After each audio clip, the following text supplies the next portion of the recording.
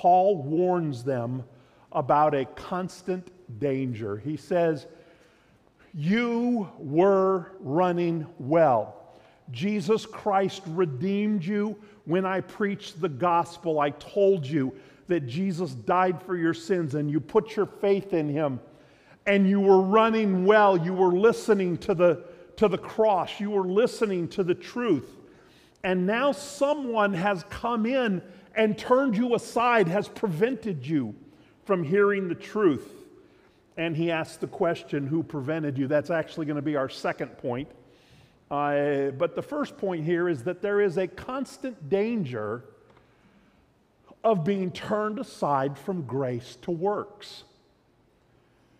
The battle in the church, there are so many battles in the church of Jesus Christ, so many battles, but one of the constant battles is to remain focused on Christ and what He has done, and not to turn aside from the concept that everything is about Jesus Christ and about His grace. See, we always want to think that the danger comes from outside. Those liberals out there, those unbelievers out there, we want to, it's always dangerous to bring up someone like Adolf Hitler. But he was a master at creating an enemy for everybody to hate so that everybody would support him. Always be wary of a leader, any kind of leader, who creates an enemy out there that you must fear so that you have to support him unconditionally. It's a very common tactic politically. It's even a common tactic in churches. I've seen it in churches where someone says, hey, they're out there and they're coming for us. They're out there and they're coming for us, and we have to unite. Now do what I say and don't ask questions. It was the tactic he used, unfortunately, very successfully. But we always want to talk about the dangers out there, those people out there.